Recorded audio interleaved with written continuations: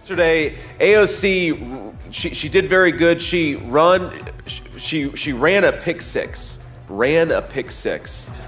I'm supposed to be a football coach, and I thought to myself, maybe I actually know more about football than Governor Tim Walz.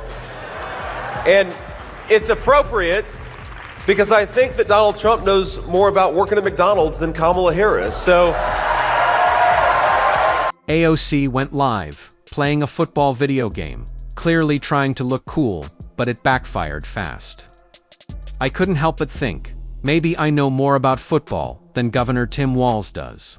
Honestly, Trump might run a McDonald's better than Kamala Harris runs the country. But this wasn't just about clumsy gimmicks. JD Vance saw the stream, watched every awkward second, and turned it into a meme AOC couldn't outrun. Coach Walz playing Madden with AOC.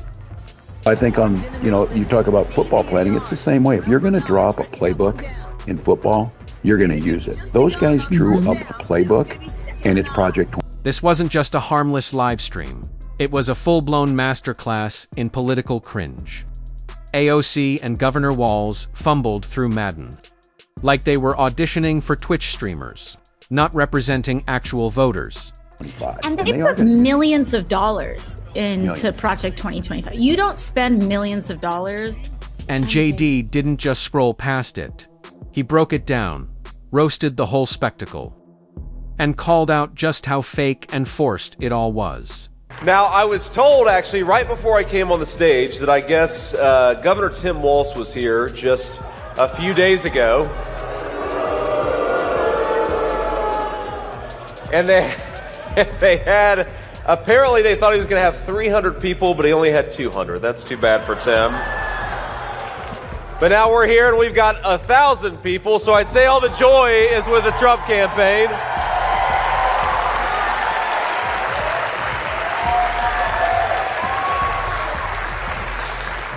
Now, why, of course, we ought to ask ourselves, why is the joy with the Trump campaign? And I think there's a couple things that we have that they don't. First of all, I'm actually proud of my running mate's record, and Tim Walz is ashamed of his running mate's record.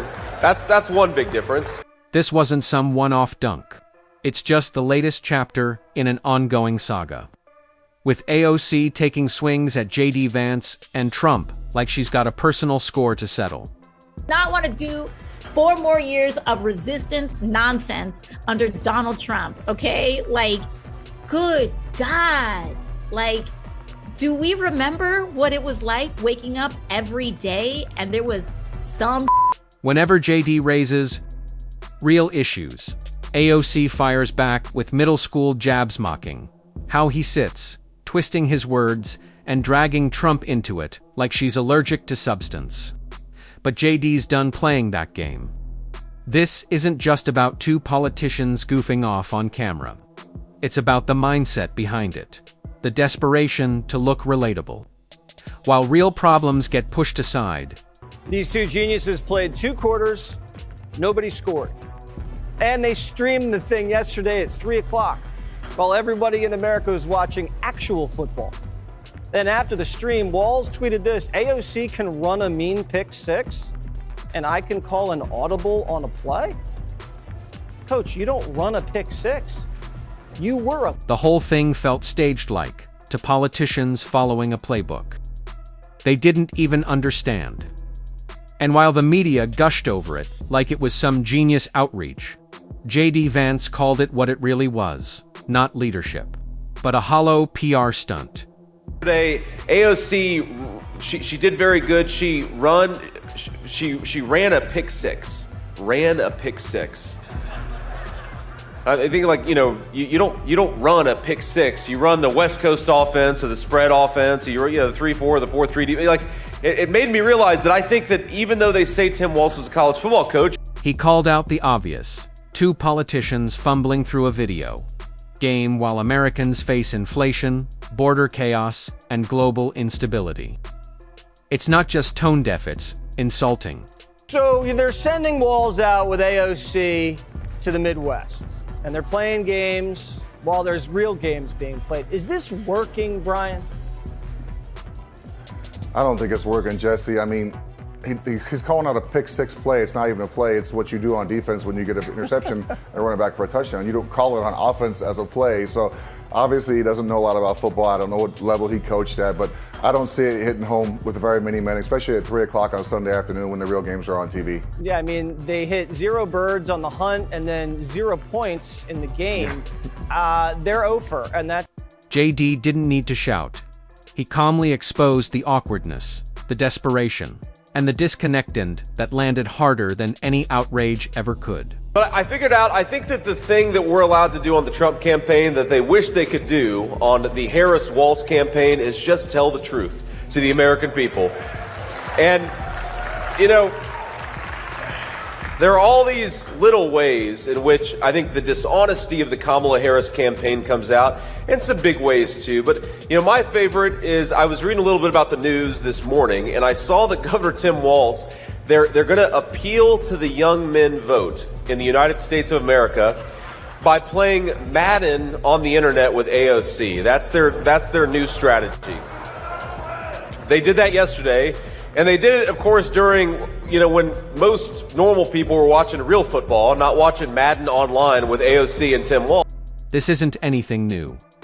JD Vance raises real issues, life-altering policies, cultural shifts, and serious consequences.